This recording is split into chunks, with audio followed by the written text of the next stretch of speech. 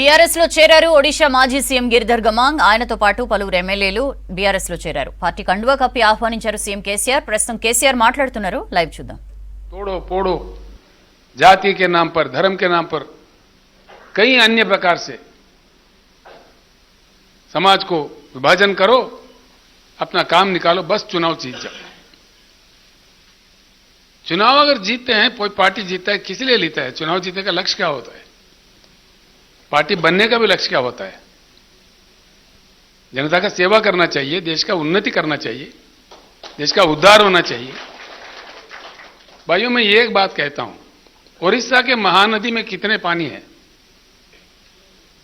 उड़ीसा के महानदी में कितना पानी है? हमारे जरूरत से ज्यादा पानी है। उड़ीसा यूज करता है कितना?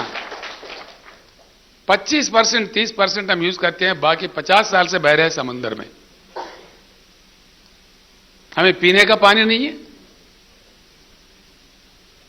महानदी के अलावा ब्राह्मणी भी है, वैतरणी भी है, छोटे मोटे कई अन्य नदियां भी है। जा तो कहां जा रहा है पानी? ये पानी हमारे घर में नल के रूप में क्यों नहीं आ रहा है? पीने के पानी का किल्लत होना चाहिए कि उड़ीसा में या देश के किसी अन्य राज्य में? 75 साल में आप इतनी लंबी लंबी भाषण देके, लंबी लंबी आश्वासन देके, कम से कम पीने का पानी नहीं देने के लायक नहीं है। ना पानी का पानी मिलता है, ना करंट मिलता है, फिर क्या मिलता है? भाषण मिलता है। बेरोजगार युवा फिर रहे, करोड़ों युवा। किसान आंदोलन करते हैं, क्यों? किसान को 13-13 महीने देश के राजधानी में दिल्ली में आंदोलन करना पड़ता है। ये किसी देश में संभव है? सिर्फ भारत में 13-13 महीने शर्म करने की बात है। आखिरकार हुआ क्या है? 13 महीने किसानों ने आंदोलन किया, उसका नतीजा जीरो। एक भी समाधान नहीं मिला, एक भी समस्या नहीं सुलझा। कम से कम आज तक केंद्र सरकार से एक भी आश्वासन नहीं मिला कि देश के जनता का, देश के किसानों का, देश के गरीबों का इतना मजाक उड़ाया जा सकता है। ये मजाक नहीं है तो क्या है? ये तो खिलवाड़ है जनता के साथ, किसान के साथ। ये सारे चीज बंद होना चाहिए। इसीलिए मैंने नारा दिया है, अब की बार किसान सरकार।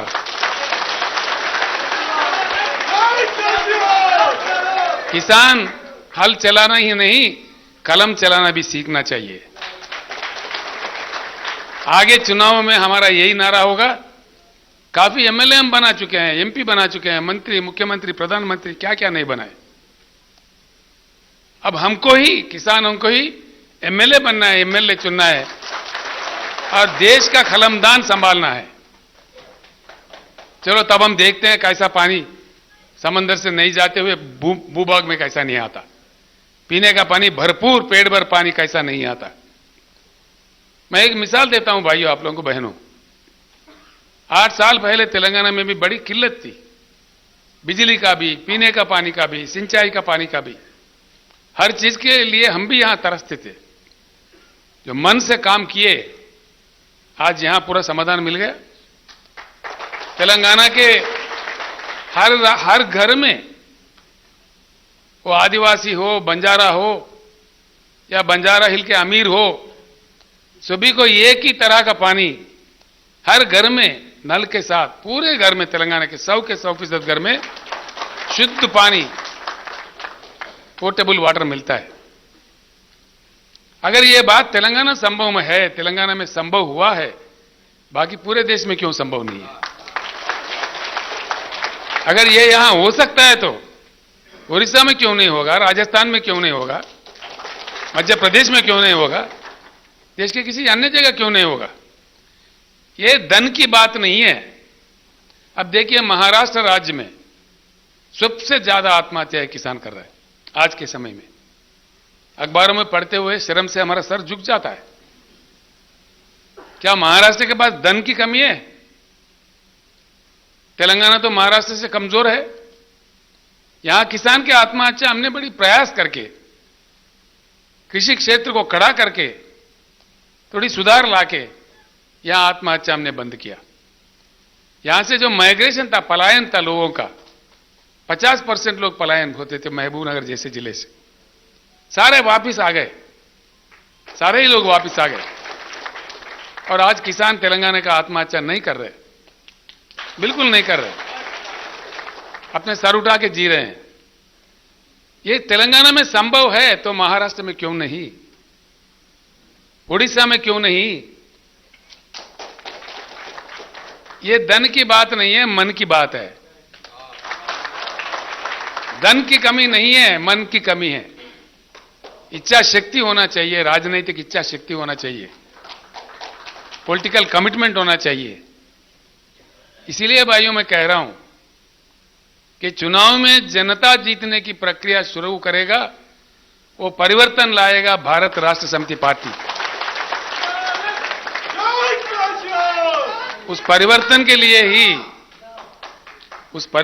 लिए ही देश का परिवर्तन चाहते हुए उच्च गुणवत्ता वाला परिवर्तन, क्वालिटेटिव चेंज लाने का प्रयास शुरू हुआ है और ये प्रस्थान विजय प्राप्त करेगा, मुझे पूर्ण विश्वास है। इसलिए कुछ लोग हमारे मजाक उड़ाएंगे, कोई बात नहीं है। वो मोटे लोग हैं, लंबे लोग हैं, चौड़े लोग हैं, उनके पास पैसे ज्यादा है, षड्यंत्र ज्यादा है, हाँ, तो सब कुछ है।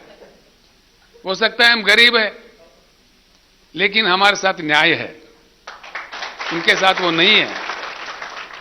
हम जो मांग कर रहे हैं, न्याय की मांग कर रहे हैं। जब हम इंसान होकर पैदा हुए हैं, इंसानी हक जो होते हैं, जो ह्यूमन राइट होते हैं, ये भीख मांग के लेना नहीं चाहिए, ये तो छीन के लेना चाहिए। इसलिए कि हम इंसान हैं। जब हम इंसान बन बैठे तो इंसानी हक हमको मिलना चाहिए, इसको छीन लेना चाहिए अगर नहीं मिल रहा है। जब घी सीधी उंगली से नहीं निकलता तो टेढ़ा उंगली से निकालना चाहिए। यही काम कर सकता है, कुछ दूसरा काम नहीं कर सकता। हो सकता है कुछ मुश्किल झेलने पड़े, कुछ कठिनाइयों का सामना करना पड़े, कोई बात नहीं, चलते रहेंगे, आगे चल के विजय जरूर मिलेगा।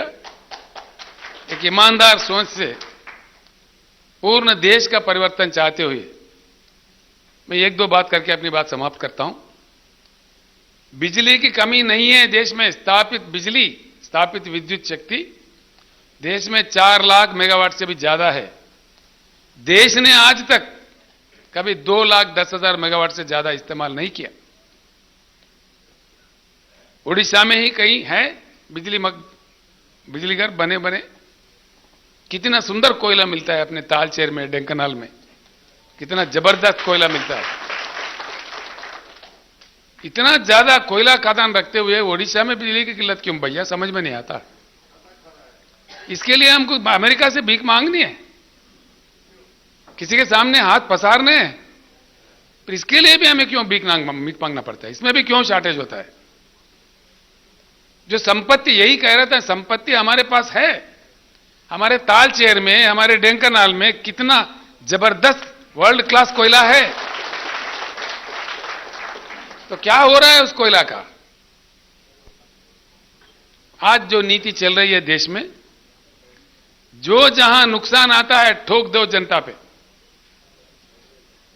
Socialisation of the losses, privatisation of the profits. समझ गए आपने? आज जो हो रहा है देश में, मैं आपसे ही कह रहा हूं, socialisation of losses and privatisation of profit. जहां नुकसान हो रहा है बता दो, नुकसान हो रहा, गैस बढ़ाओ, तेल बढ़ाओ, पेट्रोल बढ़ाओ, जनता का जेब काटो। जहां नुकसान होता है जनता के लिए, जनता के सर पे जाएगा नुकसान। जहां फायदेमंद चीजें दो, अदानी को दो, अंबानी को दो, टाटा को दो, बिरला को दो। This is what is happening in this country. यही तो चल रहा है। इस विश्व वलय से इन षड्यंत्रियों से देश को बचाना है, देश को निकालना है। काफी समय हो चुका है। इसी के लिए शुरू हुआ है भारत राष्ट्र समिति। यह अभी चल पड़ा है। कभी कभी मुझे भी आश्चर्य होता है, जिस प्रकार का मुझे टेलीफोन्स आ रहे हैं, जिस प्रकार का रिस्पांस मिल रहा है बहुत राज्यों से। आपने तो कई वरिष्ठ नेता लोग, कई बार जयराम पंगी जी जो 3-3 बार 4-4 बार एमएलए रह चुके हैं, एमपी भी रह चुके हैं, मंत्री भी रह चुके हैं। गोमांग जी का तो लाजवाब नेता है, उनके बारे में मुझे बताना अच्छा नहीं रहेगा इनके लिए। इतना उड़ीसा में कोई ऐसा आदमी ना हो उनको नहीं जानता। इतने सीनियर नेता, इतना लंबा उनका पॉलिटिकल करियर है और स्पॉटलेस कैरेक्टर है गोमांग जी का। ये मैं जब पंगी साहब से बात कर रहा था, जयराम जी भी इतने बड़े दिल वाले हैं, मैंने पूछा, बात हो रही थी तो जयराम जी बताए, साहब गिरधर साहब इतने अच्छे कैरेक्टर वाले हैं, मैं उनका विरोध करता था, तभी भी दिल्ली जाता तो उन्हीं के घर रुकता था, मैं वहीं रहता था। ये हमारा प्यार है, मतलब इतने महान इनका कैरेक्टर है। अब इतने सारे लोग आए हैं, मुझे बहुत हिम्मत बढ़ी है। 1000 हाथियों का हिम्मत आज मुझे आया है। तो इतने ज्यादा लोग इतनी दूर से, उड़ीसा से इतना कष्ट उठा के आपने हैदराबाद आए, ये हमारे भाग्य है कि आप इतने लोग बीआरएस दफ्तर में कदम रखे हैदराबाद में। ये अच्छी बात है, अच्छी शुरुआत है। जरूर हमको विजय प्राप्त होगा, देश परिवर्तित होगा। के लिए गरीबों के लिए सोचने वाले, ईमानदारी से काम करने वाले पार्टी अगर चुनाव जीतता है, वही जनता की जीत होती है। तब जाके जनता, पहली बार मैं एक बात करके अपना बात समाप्त करूंगा। हमारे जो आदिवासी भाई है, हमारे जो दलित भाई है, क्या स्थिति है उन लोगों का? आज भी लड़ना पड़ता है। Doctor B R. अंबेडकर का सिद्धांत अगर आजादी के शुरुआत से अमल किया होता, आज ये स्थिति हिंदुस्तान में नहीं रहता। अभी हमने यहां पे एक स्कीम चालू किया है, दलित बंधु। कल आपको बता देते हैं, जिनको प्राप्त हुआ उस स्कीम के माध्यम से, उनसे आपको मिला भी देते हैं। हर दलित घराने को, यहां 17.5 लाख घराने हैं तेलंगाना राज्य में, हर दलित घराने को बिना किसी शर्त के, बिना किसी बैंक लिंक के 10 लाख रुपए दिए जाते हैं। वो चाहे जो चाहे मर्जी कर सकते हैं। बीआरएस का यह नारा है, पूरे हिंदुस्तान में किसानों को मुफ्त बिजली दिया जाएगा। बीआरएस का सरकार बनने पर सिर्फ 2 साल के अंदर जगमगाता हिंदुस्तान, हिंदुस्तान के कोने कोने में 24 घंटा बिजली प्राप्त करवाते हैं। जो काम तेलंगाना में हुआ है वो संभव है। हम एकड़ में 10,000 रुपए देते हैं किसान के लिए, निवेश के लिए। किसान बंधु प्रोग्राम में भी पूरा देश में दिया जाएगा। ये मन की बात है, राजनीतिक इच्छा शक्ति की बात है। और दलित बंधु भी हर साल 25 लाख घराने में, सारे देश में दलित बंधु भी इंप्लीमेंट होगा। ये कार्यक्रम हम लेके चलेंगे। पानी समंदर में नहीं जाने देंगे, पानी को धरती पर लाएंगे। जो प्यासे लोग हैं उनका प्यास मिटाने के लिए शुद्ध पानी, पीने का पानी पूर्ण रूप से उनको प्राप्त करवाएंगे। मैं एक बात और कहूंगा, आपको आश्चर्य होगा। हिंदुस्तान में कृषि योग्य भूमि इस दुनिया के किसी भी देश से हमारे पास ज्यादा है। हमारे हिंदुस्तान के जमीन है 83 करोड़ एकड़, 83 करोड़ एकड़। अमेरिका हमसे 2.5 गुना बड़ा है, लेकिन उनके पास 29% ही कृषि योग्य भूमि है। चाइना हमसे 1.5 गुना बड़ा है, लेकिन उनके पास कृषि योग्य भूमि सिर्फ 16% है। पूरा दुनिया में एक हिंदुस्तान ही ऐसा देश है जिसके पास 50% कृषि योग्य भूमि है। और काम करने वाले 140 करोड़, 140 करोड़, यानी कि अभी हाल में न्यूज निकला है चाइना से भी हम पार कर गए।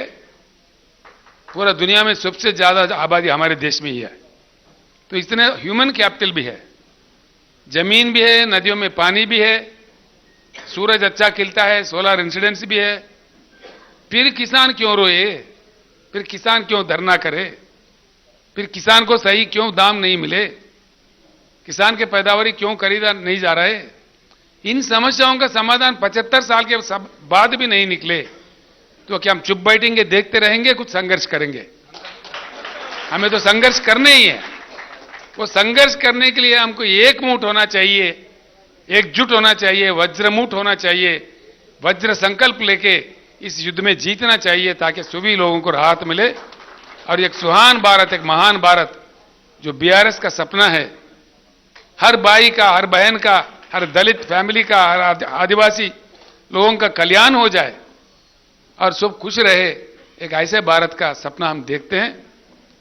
इस सपना को साकार करने में, इस युद्ध में शामिल होने के लिए जितने सारे भाई बहनें आए हैं, मैं फिर एक बार दिल से आप लोगों का स्वागत करते हुए मैं अपनी बात समाप्त करता हूं। आप आज रेस्ट कीजिए, कल फिर मैं आपसे वहां मिलता हूं। फिर बाद में आप कुछ प्रांत देखना चाह रहे, देखने वाले आराम से जाइए, कोई जल्दी नहीं है, रेस्ट ज्यादा कीजिए, इतने दूर से आए हैं, कल कोई कष्ट नहीं करना चाहिए ज्यादा। आप उस प्रांत भी देखिए, फिर जाते समय भी फिर एक बार हम सब मिलके हम लोग बातचीत करके निकल जाते हैं। समाप्त करता हूं, मैं सबको प्रणाम करता हूं। जय भारत।